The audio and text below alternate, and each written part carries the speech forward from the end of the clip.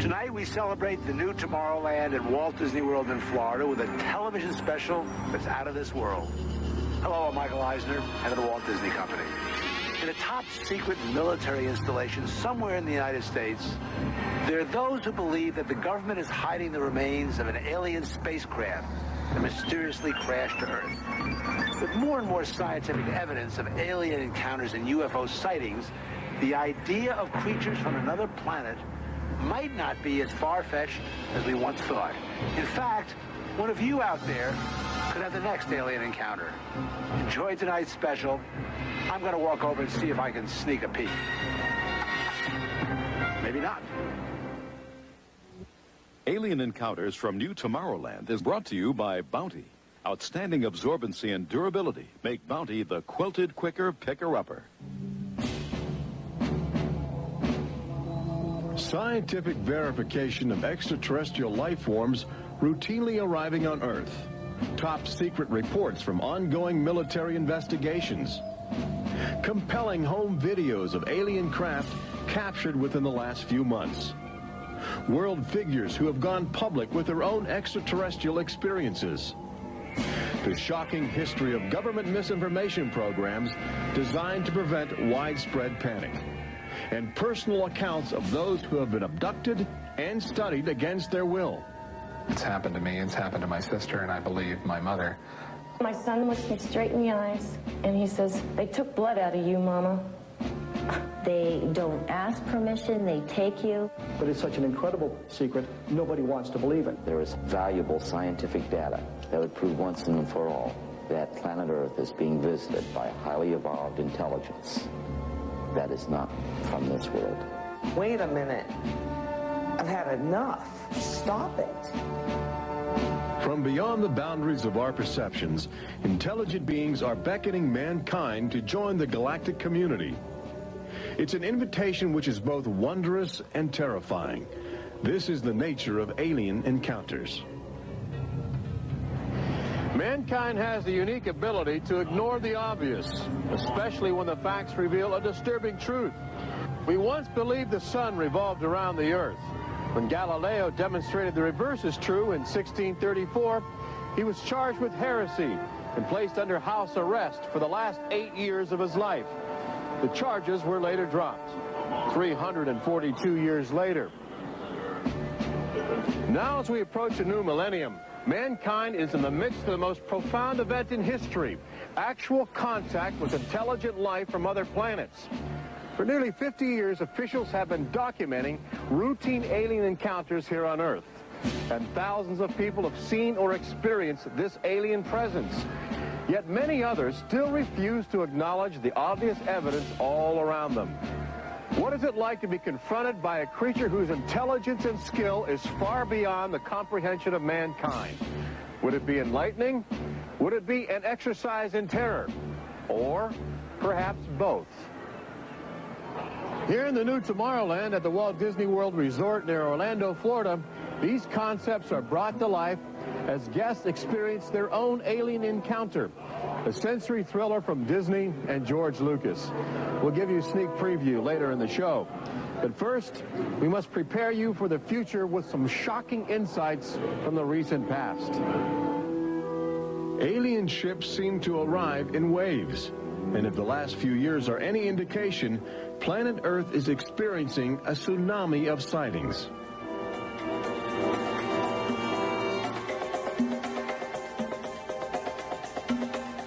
Mexico City, 1992. If you were arriving from outer space, this would be your first stop. It's the world's largest metropolitan area, easy to spot from a distance. Saucers arriving here have an affinity for military helicopters. This one was caught stalking a squadron during a national holiday celebration. Dozens of people videotaped the craft. Millions more just stared in disbelief as it covered 200 square miles of territory in a matter of minutes. Canada, 1991. In a residential area just outside Ottawa, this alien ship was photographed landing in what appears to be a prearranged site. UFO investigators claim the structure of this craft reveals a technology previously undocumented. This sighting is known as the Guardian case, named after the pseudonym of the photographer who wishes to keep his identity secret to avoid harassment from local authorities uncomfortable with the notion of alien intruders. For the last few months of 1994 and lately in 1995, Gulf Breeze, Florida has been ground zero for alien encounters. Especially during the day, extraterrestrial craft have become common ornaments in the uneasy skies. Over those dunes, right there. There she is, right there. Oh, my God. Residents of Gulf Breeze routinely aim their home video cameras at the horizon. More often than not, they capture an astounding alien display. Oh, there it is. Right out there. Looks like an egg on top and an egg on the bottom.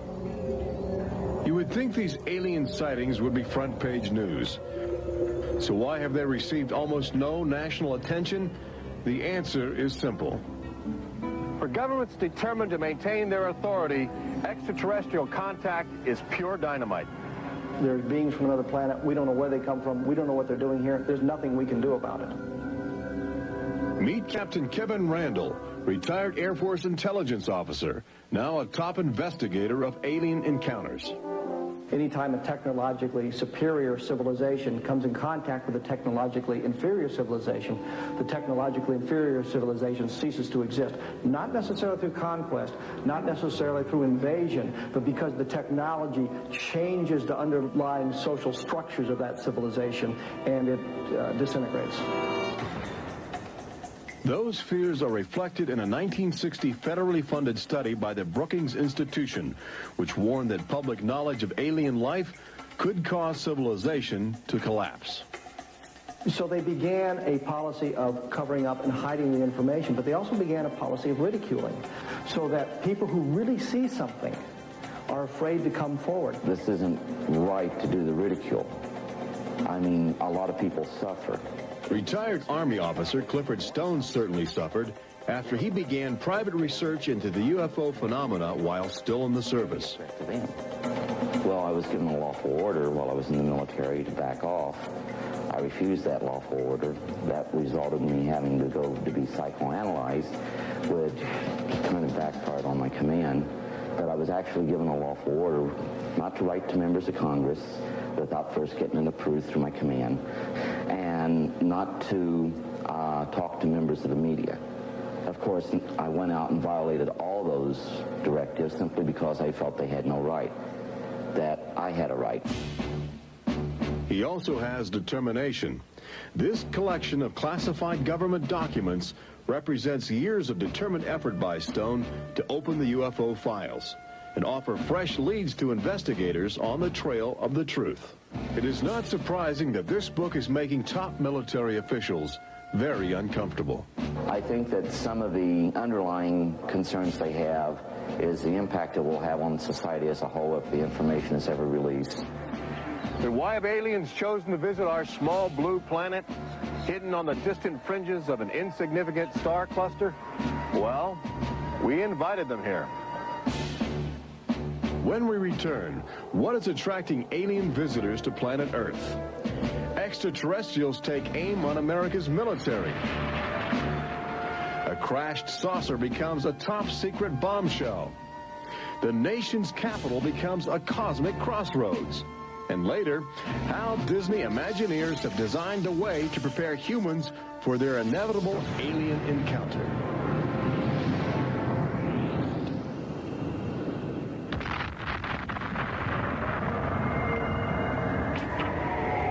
And I looked, and behold, a whirlwind came out of the north, and a fire enfolding itself, and the brightness was about it. Also out of the midst thereof came the likeness of 4 living creatures. And when the living creatures went, the wheels went by them. And when the living creatures were lifted up from the earth, the wheels were lifted up. For the spirit of the living creature was in the wheels. Ezekiel chapter 1. There have been reports of alien encounters throughout recorded history, often buried in the obscure poetry of mystics. But since the end of World War II, alien encounters have adopted a darker, more menacing demeanor. No longer just spirited lights dancing in the sky, UFOs turn more brazen, announcing themselves with surprising ferocity. Most alien activity on Earth in this century seems to have been sparked by the single most profound technological achievement in human history.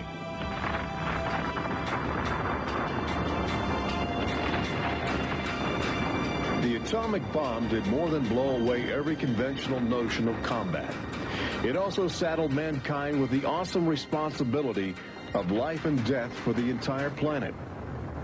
But what the world didn't know in 1945 was that the atomic bomb's brilliant burst of energy would also be mankind's cosmic calling card, announcing to the universe that a technological society had evolved on a small blue planet in the backwaters of the stars.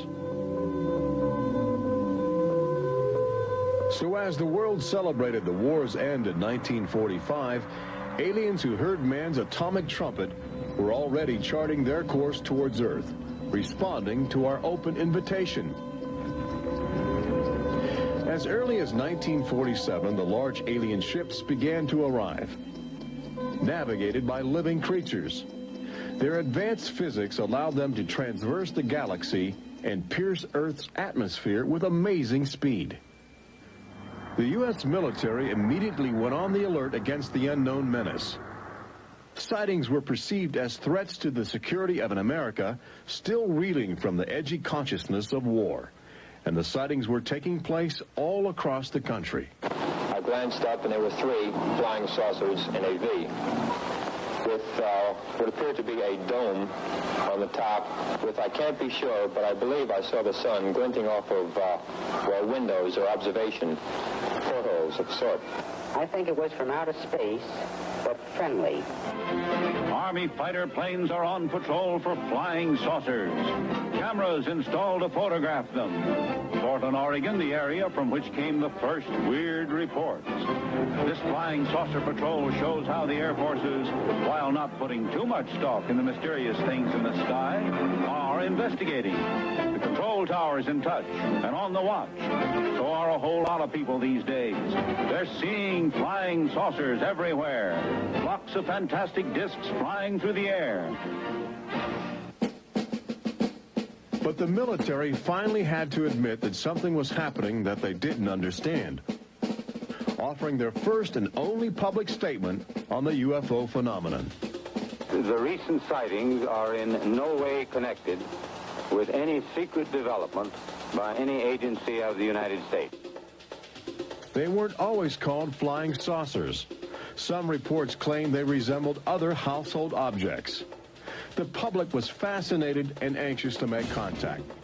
But our official response remained aggressive, sometimes sparking deadly games of high-speed, high-altitude cat and mouse. National Guard Captain Thomas Mantell played that game and quickly became a grisly statistic. His last words, as Mantell soared at an altitude of 20,000 feet, are a chilling commentary on the power of the alien ships. I'm closing in to take a look.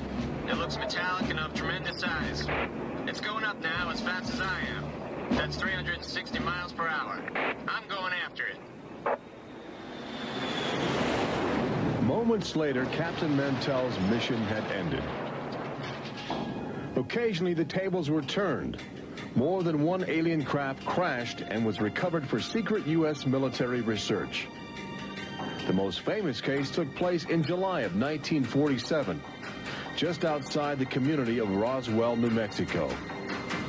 Famous because local officials openly admitted they had retrieved an alien ship before their commanders instructed them to keep the story confidential. What you can't explain, they reasoned, you must deny. July of 1947, the Army Air Forces at Roswell announced we had captured a flying saucer. You can say our government announced in July of 1947 they had a flying saucer. 3 hours later, They announced, no, it's merely a weather balloon. The officers at Roswell made a mistake. But our government has come forward and said, yes, we had a flying saucer. Then they took it back. Any one of your viewers can go back to the newspapers on July 8th, July 9th of 1947, and just front page headline after headline that the government had captured a flying saucer. Don Schmidt from the Center for UFO Studies in Chicago is convinced that the Roswell case is the linchpin in America's ongoing alien cover-up. We have over 550 witnesses. They were there. They handled the debris. They saw the craft. They saw the bodies. They handled the crew members of that craft. And invariably, they all say, this was not from this earth. This is the actual site where the Roswell saucer was discovered, along with the bodies of 3 extraterrestrial missionaries who didn't survive the collision. The debris and the dead were impounded and taken away for top-secret study, while a classified investigative committee called the Majestic 12 was organized by President Truman. And a government cover-up was initiated with a calculated disinformation campaign. The military, I know for a fact, has established what's called disinformation programs, officially sanctioned deception programs. This is covered by a regulation at Department of Defense level that's secret. This is the case with the unidentified flying objects. I cannot say that the Roswell incident was a cover-up, but I can certainly say that the government back then and today acted like it was a cover-up and has been subject to being accused of a cover-up. The flying saucer debris at Roswell was attributed to a downed weather balloon. There was no explanation for the alien body parts among the wreckage. Before long, other sightings were dismissed as optical illusions caused by electrified swamp gas, with elaborate demonstrations staged for newsreel cameras to back up the claim. But while the Pentagon refused to publicly admit aliens had arrived on Earth, their top-secret internal memos told a different story, even detailing the various ships and the creatures they had autopsied. Meanwhile, the American people fell in love with flying saucers, sensing something playful in their alien design. Before long, even the military seemed to fall under the trance of the UFOs. Government inventors began to mimic what they were seeing in the sky, in a strategy to stumble upon the secrets of advanced alien technology. These rare films chronicle those primitive efforts. At a symposium conducted by Princeton University, weird and wonderful flying machines developed for the Army go through their paces. The flying scooter, for instance, with only a 7-horsepower motor. Or this flying what have you. Just count your fingers after starting the fans.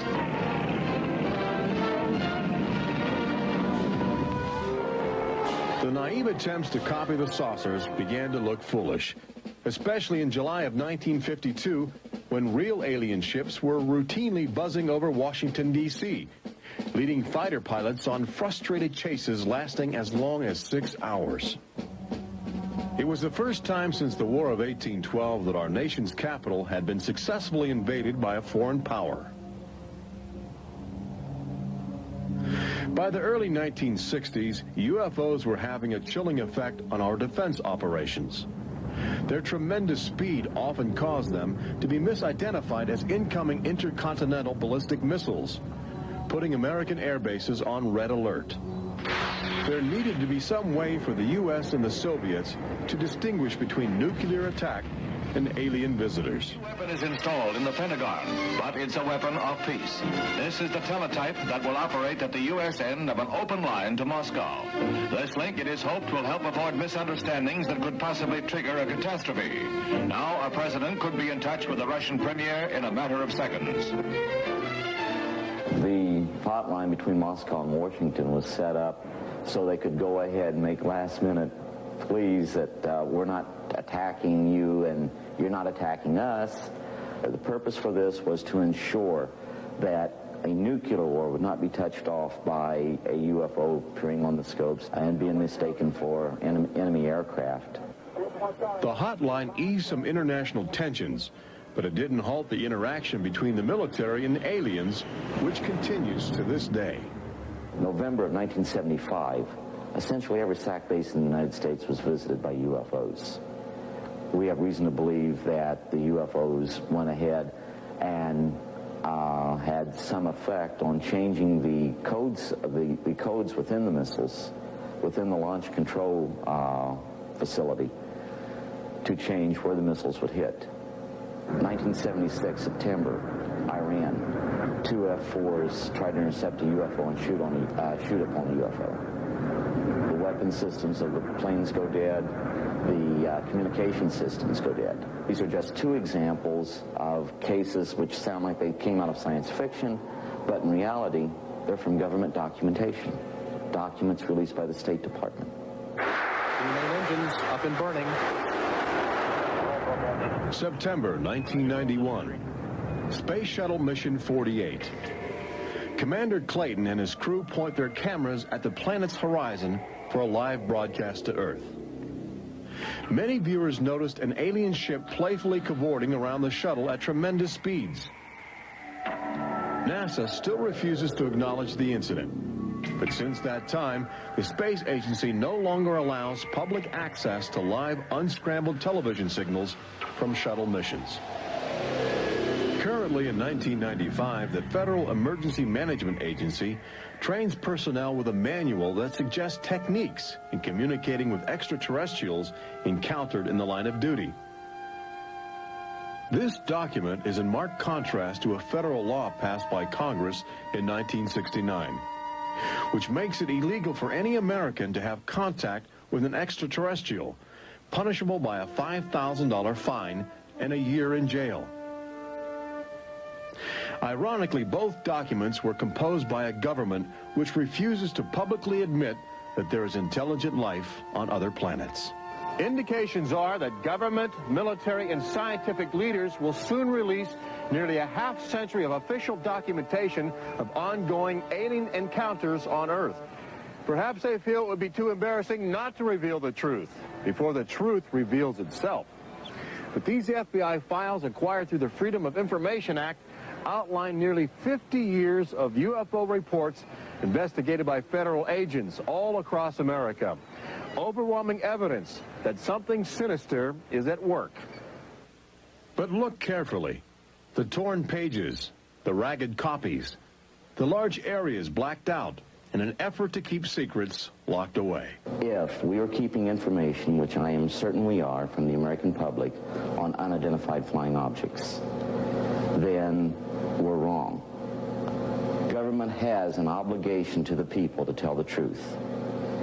No matter what that truth might be, the people have a right to know that planet Earth is being visited by a highly evolved intelligence that is not from this world.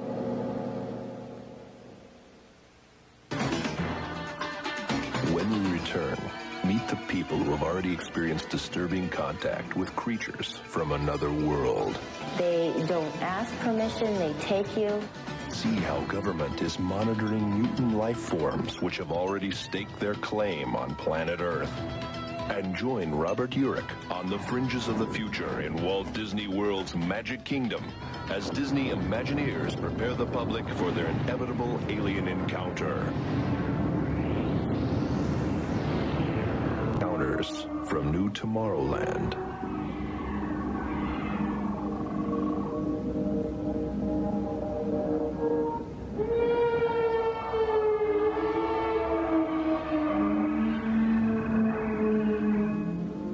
The fact is, everyone encounters alien life forms each day. We've just become accustomed to ignoring the evidence. We expect the first visitors from outer space to arrive in flying saucers. But there are new scientific suggestions that the microbiotic organisms, which routinely invade human bodies in the form of viral disease, may have extraterrestrial connections. These minute alien life forms may very well be the advanced invasion force, leading the way to test Earth's environment for more complex and determined creatures.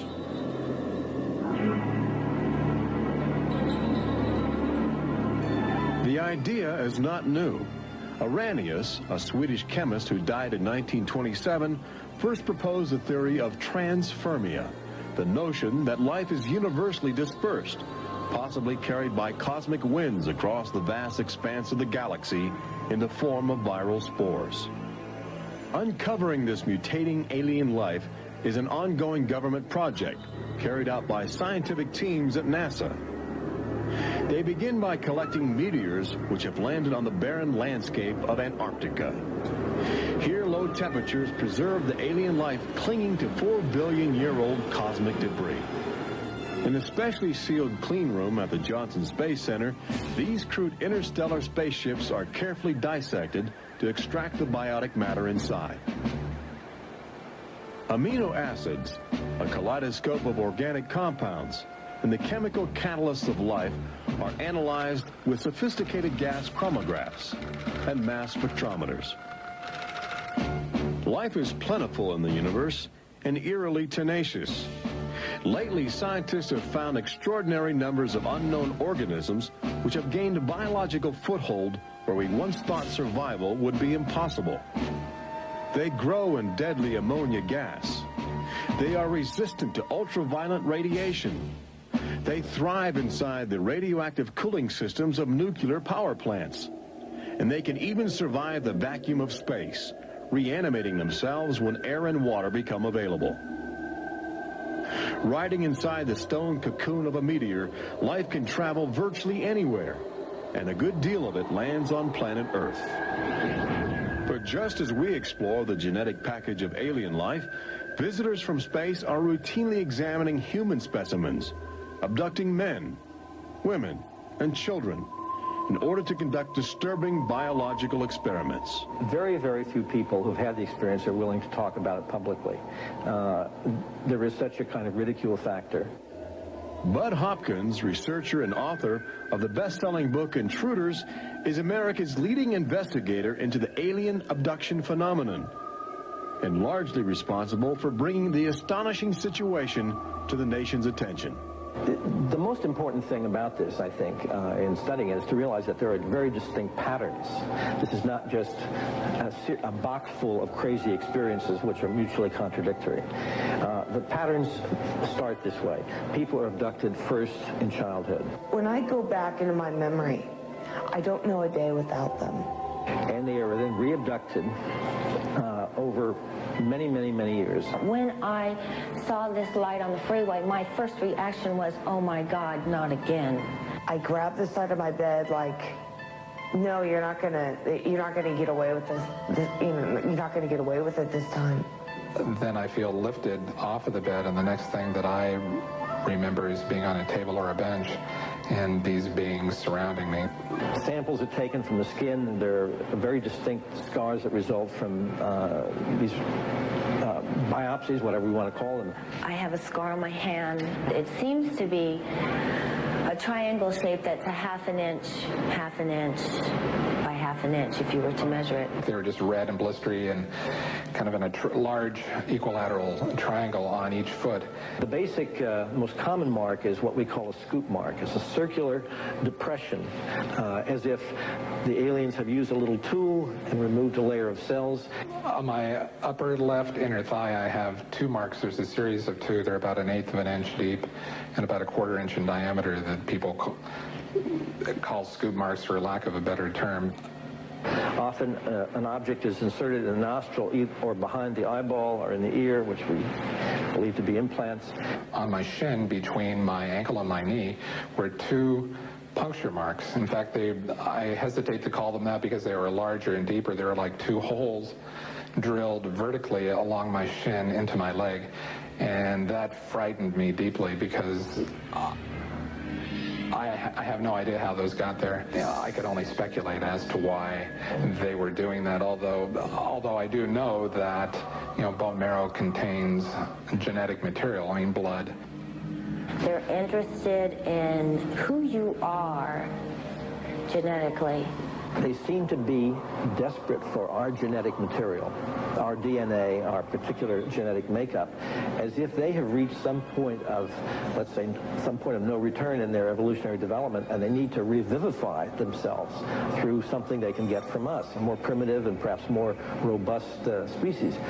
People generally describe one particular type of figure is the basic alien type, which is a small figure, 3.5 to 4.5 feet tall, huge head, huge black eyes, hairless, grayish-white skin, just a tiny slit for a mouth that doesn't move, and so forth.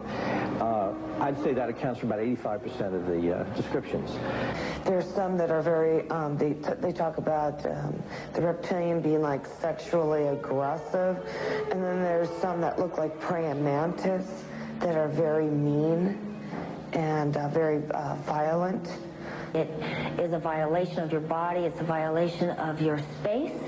They don't ask permission. They take you. On this earth, when you are raped, when you are mugged, even if you don't see that person that is doing you bodily harm, you have somewhere to go. You can go to the police and at least give a report whether they do something or not. You have somewhere to go. But in this case, you have no one to talk to. You have no one to say, this has happened to me. I've been so violated. You don't even know.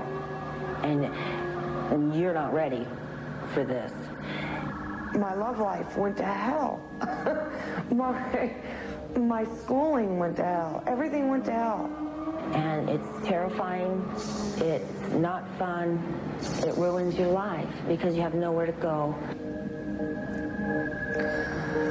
Twinkle, twinkle, little star, how I wonder what you are. Up above the world so high like a diamond in the sky.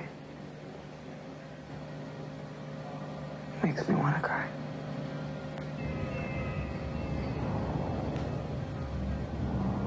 Part of the trauma involved in this is our government telling us that these objects don't exist. And I seem, and other members of my family, and other people seem to have these experiences. It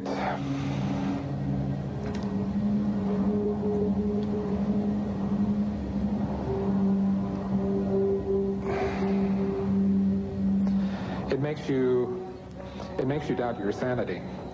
The range of people who have had abductions around the world, because it is a global phenomenon, is just, it's a total range. I've worked with people who are of Oriental backgrounds, African-American background, Hispanics. I've worked with one NASA scientist, a research scientist, who is an abductee, a police lieutenant from the South, doctors, lawyers. I mean, I've had, incidentally, 7 psychiatrists come to me because of their own personal abduction experiences. The phenomenon affects people from all walks of life. And it has a dramatic effect on families. Debbie and Terry know firsthand. Both are ongoing abductees with deep concerns about the chilling connections between aliens and their children. I thought this was mental illness. Then my son started speaking about little airmen coming into his room and taking us up, and there was even one point where he said, "They took blood out of you, Mama." He wanted guarding all the time. He wouldn't go to bed at night unless I slept with him. He was angry. And the other thing is he started setting traps. One night my husband came home from work and there's these little colored stones all over the garage. And Dale, my husband, said, "What is this for?" And he says, "Well, this is when the airmen come, they slip and fall on their butts." The interesting thing about children is a sort of innocence about their perceptions. I will present these cards of different heads, and there's Santa Claus, Batman, policeman, a clown, Ninja Turtle, an alien. What we do is to see how the child responds when we get to the alien face, and it can be extremely moving because I've seen children just collapse when they see the drawing of the alien, crying, hugging their fathers or their mothers in terror. Well, she was 4 years old, and she was past bedwetting and all of that behavior. She was beyond that, and she'd never wet her bed. And when we moved to Banning, she started having nightmares every night and wetting her bed. And a couple of weeks ago, she had a bunch of scratches on her face, and she didn't have them when she went to bed. I said, "What happened?" And it was funny. The only thing I could get out of her was that she asked me, "Do aliens hurt you?" And I went, "What?" And a woman told me, for instance, that her little girl, when she was first able to talk, would tell her about these nightmares of what she called the bugs coming in the room. And they were big bugs with big eyes. And again, there were some physical marks, all the surrounding evidence suggesting abductions. At one point, the mother, a few years later, was getting out of the car with her daughter at a shopping mall, and the Goodyear blimp was coming over. And the little child said, "Mommy, look, don't you remember when you and I were up in that thing with the bugs?"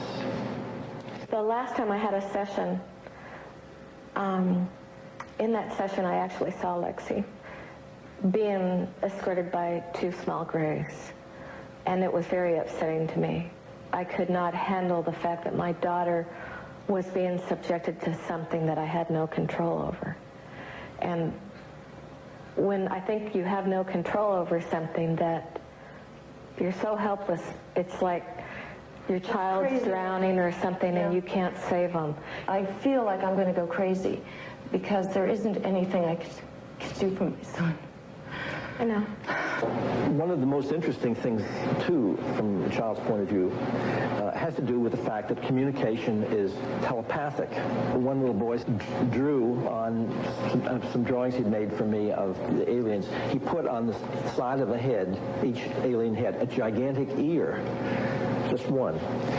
And his mother said, "What's that?" And he said, "Well, Mommy, I know they don't have ears, but I put that there because, you know, they can hear everything you're thinking." When we return, Robert Urich takes you to the new Tomorrowland in Walt Disney World's Magic Kingdom, where Disney Imagineers are creating extra terror, estrial excitement, preparing the public for cosmic contact with a virtual alien encounter.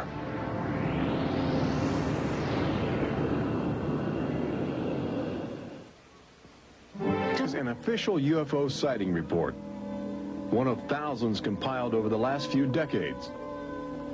This particular report from October 1969 was filled out by Jimmy Carter. He was still governor of Georgia at the time. He witnessed a luminous object suspended in a twilight sky. Later, when he assumed the office of President of the United States, his staff attempted to explore the availability of official investigations into alien contact. As this internal government memo illustrates, there are some security secrets outside the jurisdiction of the White House. We investigated lights in the sky for over 20 years. We didn't get anywhere. We have over 100,000 cases from over 160 countries in our files at the Center for UFO Studies in Chicago. When you actually take the time to look at the official record, look at the classified, disclosed documents on the phenomena, and I'll guarantee you'll walk away saying, why weren't we told about this? And why were we told something else altogether? We've all been indoctrinated to have this knee-jerk response just to that term, UFO. We have to ask ourselves, who started it? And isn't it about time we go out and find out for ourselves? Every year, NASA routinely propels about 24 astronauts into a low Earth orbit aboard the space shuttle, a loud, lumbering, somewhat primitive rocket ship.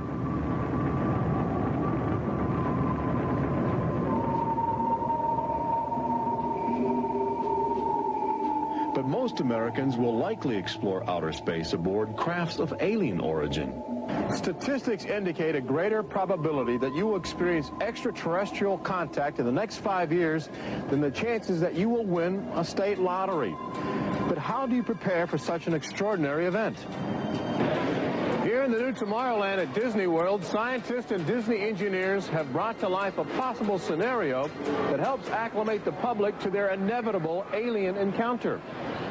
Welcome to the new Tomorrowland Convention Center in the Magic Kingdom, where humans can enjoy their first taste of the future, as well as advanced extraterrestrial technology, and begin to understand the disturbing facets of alien intelligence. Access Technologies, an interplanetary manufacturing and marketing conglomerate, is one of the first alien firms to take advantage of this showcase facility in New Tomorrowland, introducing humans to technology which promises to seize the future. Today, guests are exploring the concept of teleportation, the ability to transmit solid matter or living creatures across the endless void of space. Inside this chamber, at the extraterrestrial alien encounter attraction, cosmic representatives will demonstrate the secrets of a brave new world. Utilizing the ominous device, two very different life forms will make contact via the teleportation process.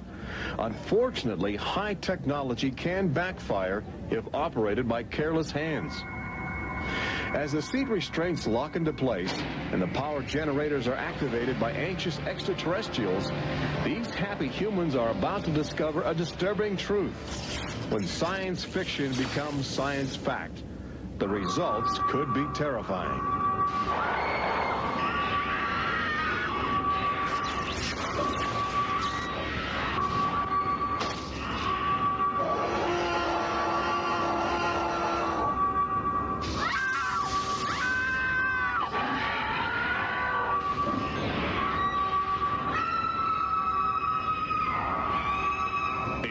Encounter opens at Walt Disney World summer 1995.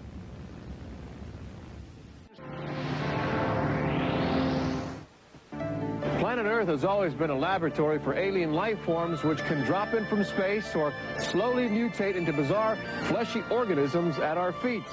Understanding the nature of these strange creatures from above and below is the greatest challenge of our age.